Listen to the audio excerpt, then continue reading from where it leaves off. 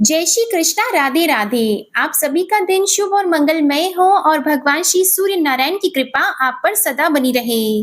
आज सुनिए ज्येष्ठ मास महात्म्य का अध्याय 11।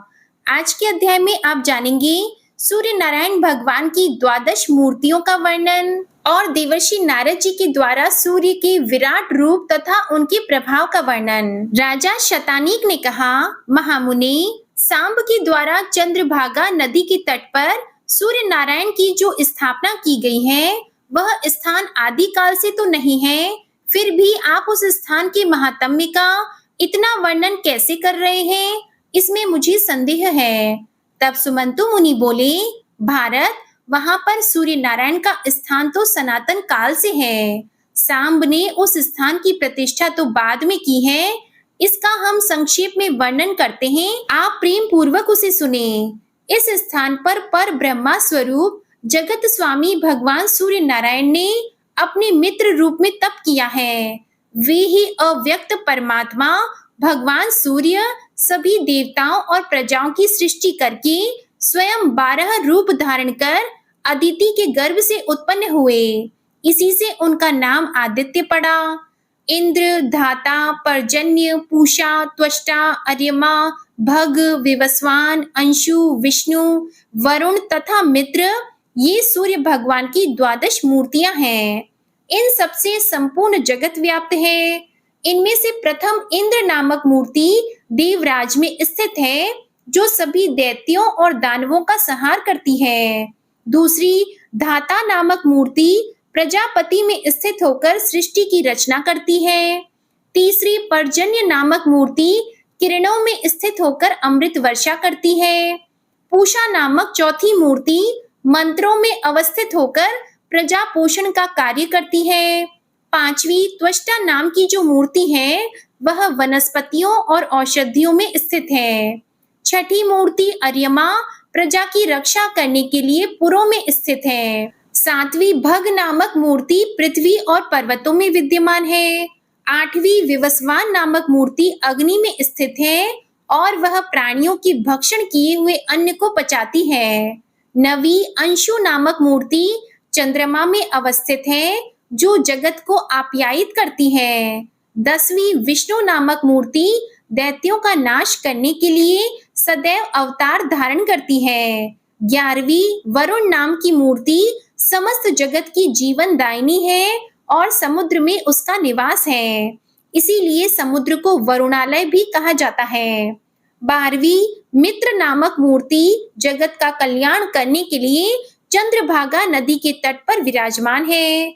यहाँ सूर्य नारायण ने मात्र वायु पान करके तप किया है और मित्र रूप से यहाँ पर अवस्थित हैं। इसलिए इस स्थान को मित्र वन भी कहते हैं। ये अपनी कृपामयी दृष्टि से संसार पर अनुग्रह करते हुए भक्तों को भांति भांति के वर देकर संतुष्ट करते रहते हैं।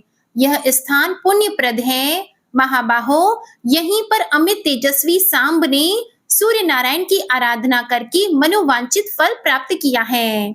उनकी प्रसन्नता और आदेश से सांब ने यहाँ भगवान सूर्य को प्रतिष्ठापित किया। जो पुरुष भक्ति पूर्वक सूर्य नारायण को प्रणाम करता है और श्रद्धा भक्ति से उनकी आराधना करता है, वह संपूर्ण पापों से मुक्त होकर सूर्य लोक में निवास करता है। अब जानिए देवर्षि नारद जी के द्वारा सूर्य के विराट रूप तथा उनके प्रभाव का वर्णन। सुमंतु जी बोले, राजन, भयंकर कुष्ठ रोग का शाप प्राप्त कर दुखी हुए सांब ने अपने पिता भगवान श्री कृष्ण से पूछा, तात, मेरा यह कष्ट कैसे दूर होगा? कृपा कर इसका उपाय आप बताएं। तब भगवान श्री कृष्ण कहने लगे, वत्स, तुम भगवान सूर्य की आराधना करो, उससे तुम्हारा यह कुष्ठ रोग दूर हो जाएगा। तुम देवर्षि नारद द्वारा सूर्य नारायण के आराधना विधान की शिक्षा प्राप्त करो। वे प्रसन्न होकर तुम्हें विस्तार से उनकी आराधना का विधान बताएंगे। एक दिन नारद जी द्वारकापुरी में भगवान श्री कृष्ण का दर्शन करने के लिए आए। उसी समय सांब ने अत्यंत विनम्र भाव से जाकर उन्हें प्रणाम किया और हाथ जोड़कर प्रार्थना की, महामुने, मैं आपकी शरण हूँ। आप मेरे ऊपर कृपा कर कोई ऐसा उपाय बताएं जिससे मेरा शरीर कुष्ठ रोग से मुक्त हो सके और मेरा कष्ट दूर हो जाए। तब नारद जी ने कहा, सांब, सभी देव जिनकी स्तुति करते हैं, उन्हीं का तुम भी पूजन करो। उन्हीं की कृपा से तुम रोग से मुक्त हो जाओगे। सांब ने पूछा, महाराज, देवगण किसका पूजन और स्तवन करते हैं? आप ही उसे बताएं, जिससे मैं उनकी शरण में जा सकूं। यह शाप अग्नि मुझे दग्ध कर रही है। ऐसे कौन देवता है जो कृपा करके मुझे इस विपत्ति से मुक्त करा सकेंगे? तब नारद जी ने कहा, पुत्र, समस्त देवताओं के पूज्य, नमस्कार करने योग्य और निरंतर स्तुत्य भगवान सूर्य नारायण ही हैं। तुम उनके प्रभाव को सुनो। किसी समय समस्त लोकों में विचरण करता हुआ मैं सूर्य लोक में पहुंचा। वहां मैंने देखा कि देवता, गंधर्व, नाग, यक्ष, राक्षस और अप्सराएं सूर्य नारायण की सेवा में लगे हुए हैं। गंधर्व गीत गा रहे हैं और अप्सराएं नृत्य कर रही हैं। राक्षस, यक्ष तथा नाग शस्त्र धारण करके उनकी रक्षा के लिए खड़े हैं। ऋग्वेद, यजुर्वेद एवं सामवेद मूर्तिमान स्वरूप धारण करके स्वयं स्तुति कर रहे हैं और ऋषिगण भी वेदों की ऋचाओं से उनका स्तवन कर रहे हैं। मूर्ति रूप में प्रातः, मध्याह्न और सायंकाल की तीनों सुंदर रूप वाली संध्याएं हाथ में वज्र तथा बाण धारण किए हुए सूर्य नारायण के चारों ओर स्थित हैं। प्रातः संध्या रक्त वर्ण की है, मध्याह्न संध्या चंद्रमा के समान श्वेत वर्ण की और संध्या साय मंगल के समान वर्ण वाली है। आदित्य, वसु, रुद्र, मरुत तथा अश्विनी कुमार आदि सभी देवगण तीनों संध्याओं में उन भगवान सूर्य का पूजन करते हैं। इंद्र सदैव वहां खड़े होकर भगवान सूर्य की जय जयकार करते रहते हैं। गरुड़ का ज्येष्ठ भ्राता अरुण उनका सारथी है। वह काल के अवयवों से निर्मित उनके रथ का संचालक है। हरे वर्ण के छंद रूप 7 अश्व उनके रथ में जुटे हुए हैं। रागी और निक्षुभा नाम की 2 पत्नियां उनके दोनों ओर बैठी हैं। सभी देवता हाथ जोड़कर चारों ओर खड़े हैं। पिंगल, लेखक, दंडनायक आदि गण तथा कलमाश नामक 2 पक्षी द्वारपाल के रूप में उनकी सेवा में लगे हुए हैं। दिंडी उनके सामने तथा ब्रह्मा आदि सभी देवता उनकी स्तुति कर रहे हैं। भगवान सूर्य नारायण का ऐसा प्रभाव देखकर मैंने सोचा कि यही देव हैं जो समस्त देवताओं के पूज्य हैं। सांब, तुम उन्हीं की शरण में जाओ। तब सांब ने पुनः पूछा, महाराज, मैं भली भांति यह जानना चाहता हूँ कि सूर्य नारायण सर्वगत कैसे हैं, उनकी कितनी रश्मियां हैं, कितनी मूर्तियां हैं। रागी तथा निक्षुभा नाम की ये दोनों भार्याएं कौन हैं? पिंगल, लेखक और दंडनायक वहां क्या कार्य करते हैं? कलमाश पक्षी कौन है? उनके आगे स्थित रहने वाला दिंडी कौन है? और वे कौन कौन देवता हैं जो उनके चतुर्दिक खड़े रहते हैं? आप इन सब का तत्वतः अच्छी तरह से वर्णन करें, जिससे मैं भी सूर्य नारायण के प्रभाव को जानकर उनकी शरण में जा सकूं। तब नारद जी ने कहा, सांब, अब मैं सूर्य नारायण के महात्म्य का वर्णन कर रहा हूँ, तुम उसे प्रेम पूर्वक सुनो। विवस्वान देव अव्यक्त कारण, नित्य, सत एवं असत स्वरूप हैं। जो तत्व चिंतक पुरुष हैं, वे उनको प्रधान और प्रकृति कहा करते हैं।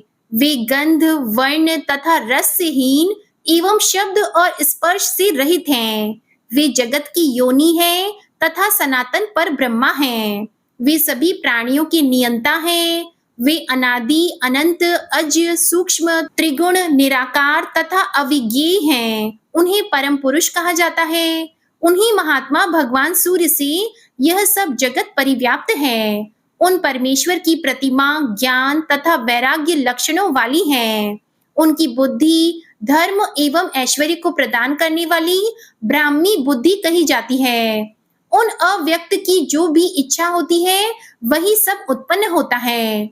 वे ही सृष्टि के समय चतुर्मुख ब्रह्मा बन जाते हैं और प्रलय के समय काल रूप हो जाते हैं। पालन के समय वे ही पुरुष विष्णु रूप ग्रहण कर लेते हैं।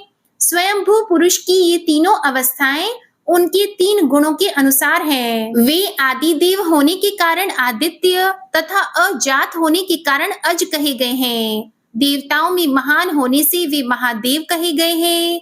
समस्त लोकों के ईश होने तथा अधीश होने के कारण वे ईश्वर कहे गए हैं। बृहत होने से ब्रह्मा तथा भवत्व होने से भव कहे जाते हैं।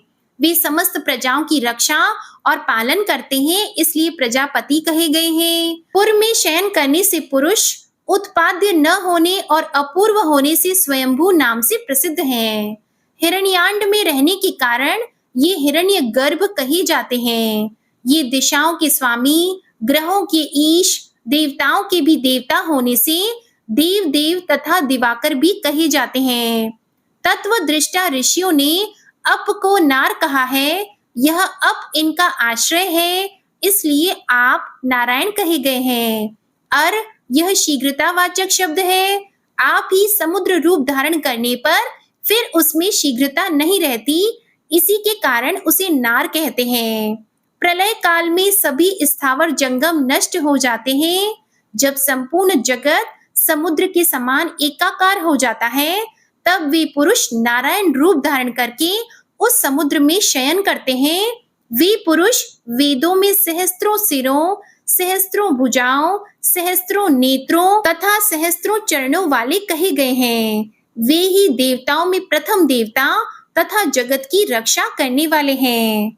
नारद जी ने यह सुनकर पुनः कहा, सांब, सहस्त्र युग के समान अपनी रात्रि बिताकर प्रभात होते ही उन पुरुष ने जब सृष्टि रचने की इच्छा की, तब उन्होंने देखा कि संपूर्ण पृथ्वी जल में डूबी हुई है। इसके बाद उन्होंने वराह रूप धारण करके महासागर के जल में निमग्न पृथ्वी का उद्धार किया। उस समय उनका वेदमय शरीर कंपित हो उठा और रोमों में स्थित महर्षि गण उनकी स्तुति करने लगे। पुनः ब्रह्मा का रूप धारण करके वे सृष्टि की रचना करने लगे। उन्होंने सर्वप्रथम अपने ही समान अपने मन से मुझ सहित श्रेष्ठ 10 मानस पुत्रों को उत्पन्न किया, जिनके नाम हैं भृगु, अंगिरा, अत्रि, पुलस्त्य, पुलह, क्रतु, मरीचि, दक्ष एवं वशिष्ठ। इन प्रजापतियों की सृष्टि करने के बाद प्रजाओं की हित कामना से वे ही सूर्य नारायण देवी अदिति के पुत्र रूप में स्वयं प्रादुर्भूत हुए। मरीचि के पुत्र कश्यप हुए। दक्ष की कन्या अदिति का विवाह महर्षि कश्यप के साथ हुआ। उसने भू भूर्वः स्वः से संयुक्त एक अंड उत्पन्न किया, जिससे द्वादशात्मा भगवान सूर्य प्रकट हुए। इस सूर्य मंडल का व्यास 9000 योजन है। 27,000 योजन उसकी परिधि है। जिस प्रकार कदम्ब का पुष्प चारों ओर केसरों से व्याप्त रहता है, उसी प्रकार सूर्य मंडल अपनी किरणों से परिव्याप्त रहते हैं। वह सहस्त्रों सिर वाला पुरुष, जिसको परमात्मा कहते हैं, इस तेजोमय मंडल के मध्य स्थित है। वह अपनी सहस्त्र किरणों द्वारा नदी, समुद्र, हृदय, कूप आदि से जल को ग्रहण कर लेता है। सूर्य की प्रभा रात्रि के समय अग्नि में प्रवेश कर जाती है, इसलिए रात्रि में अग्नि दूर से ही दिखाई देने लगती है। सूर्योदय के समय वही प्रभा पुनः सूर्य में प्रविष्ट हो जाती है। प्रकाशत्व और उष्णत्व ये दोनों गुण सूर्य में तथा अग्नि में भी हैं। इस प्रकार सूर्य और अग्नि एक दूसरे को आप्यायित किया करते हैं। सांब, हेति, किरण, गौ, रश्मि, गभस्ती, अभिषु, घन, उस्त्र, वसु, मरीचि, नाड़ी, दिधीति, साध्य, मयूख, भानु, अंशु, सप्तार्ची, सुपर्ण, कर तथा पाद, ये 20 भगवान सूर्य की किरणों के नाम कहे गए हैं, जो संख्या में 1000 हैं। इनमें से 400 किरणें वृष्टि करती हैं, जिनका नाम चंदन है। इन किरणों का स्वरूप अमृतमय है। 300 किरणें हेम को वहन करती हैं, उनका नाम चंद्र है और वर्ण पीत है। शेष 300 शुक्ल नाम वाली किरणें धूप की सृष्टि करती हैं। जय श्री कृष्णा। आज का अध्याय यही समाप्त हुआ। अगले अध्याय में आप जानेंगे भगवान सूर्य नारायण की अन्य किरणों का वर्णन और भगवान सूर्य के परिवार का वर्णन। अब आप सुनिए विष्णु चालीसा का पाठ। विष्णु सुनिए विनय सेवक की चित लाए, कीरत कुछ वर्णन करूं, दीजिए ज्ञान बताए। नमो विष्णु भगवान खरारी, कष्ट नशावन अखिल बिहारी। प्रबल जगत में शक्ति तुम्हारी, त्रिभुवन फैल रही उजियारी। सुंदर रूप मनोहर सूरत, सरल स्वभाव मोहनी मूरत। तन पर पीतांबर अति सोहत, बैजंती माला मन मोहत।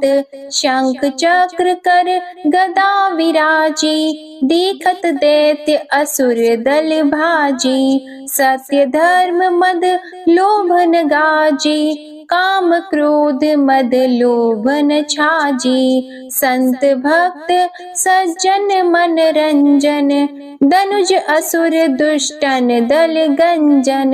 सुख उपजाए कष्ट सब भंजन, दोष मिटाय करत जन सज्जन। पाप काट भव सिंधु उतारण, कष्ट नाश कर भक्त उबारण। करत अनेक रूप प्रभु धारण, केवल आप भक्ति के कारण। धरणी धेनु बन तुम ही पुकारा, तब तुम रूप राम का धारा। भार उतार असुर दल मारा, रावण आदिक को संहारा। आप वराह रूप बनाया, हिरण्याक्ष को मार गिराया। धर्मस्य तन सिंधु बनाया, 14 रत्नन को निकलाया। अमिलख असुरन द्वंद मचाया, रूप मोहिनी आप दिखाया। देवों को अमृत पान कराया, असुरन को छवि से बहलाया। कूर्म रूप धर सिंधु मझाया, मंदराचल गिरि तुरत उठाया।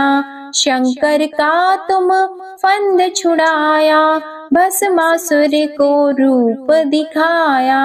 वेदन को जब असुर डुबाया, कर प्रबंध उन्हें ढूंढवाया। मोहित बन कर खल ही नचाया, उस ही कर से भस्म कराया। असुर जलंधर अति बलदाई, शंकर से उनकी न लड़ाई। हार पार शिव सकल बनाई, कीन सती से छल खल जाई। सुमिरन कीन तुम्हें शिव रानी, बतलाई सब विपत कहानी। तब तुम बने मुनीश्वर ज्ञानी, वृंदा की सब सुरति भुलानी। देख 3 धनुज शैतानी, वृंदा आए तुम्हें लपटानी। हो स्पर्श धर्म क्षति मानी, हना असुर उर शिव शैतानी। तुमने ध्रुव प्रहलाद उबारे, हिरणाकुश आदिक खल मारे। गणिका और अजामिल तारे, बहुत भक्त भव सिंधु उतारे। हरहु सकल संताप हमारे, कृपा करहु हरि सिरजनहारे। देखहु मैं निज दर्श तुम्हारे, दीप बंधु भक्तन हितकारे। चाहता आपका सेवक दर्शन, करहु दया अपनी मधुसूदन। जानो नहीं योग्य जब पूजन, होय यज्ञ स्तुति अनुमोदन। शील दया संतोष सुलक्षण, विदित नहीं व्रत बोध विलक्षण। करहु आपका किस विधि पूजन, कुमति विलोक होत दुख भीषण। करहु प्रणाम कौन विधि सुमिरन, कौन भांति मैं करहु समर्पण। सुर मुनि करत सदा सेवकाई, हर्षित रहत परम गति पाई। दीन दुखिन पर सदा सहाई, निज जन जान लेव अपनाई। पाप दोष संताप ताप नशाओ, भव बंधन से मुक्त कराओ। सुत संपत्ति दे सुख उपजाओ, निज चरणन का दास बनाओ। निगम सदा ये विनय सुनावे, पढ़े सुने सो जन सुख पावे। श्री विष्णु चालीसा समाप्त होती है। प्रेम से बोलिए भगवान विष्णु और माता लक्ष्मी की जय। आपको आज की कथा पसंद आए तो वीडियो को लाइक कीजिएगा, शेयर कीजिएगा, कमेंट में भगवान श्री सूर्य नारायण की जय लिखिएगा और चैनल को भी सब्सक्राइब करिएगा। इसी के साथ आज आप हमारे चैनल पर अपरा एकादशी व्रत की कथा भी जरूर सुनिएगा। प्रेम से बोलिए श्री हरि विष्णु जी की जय।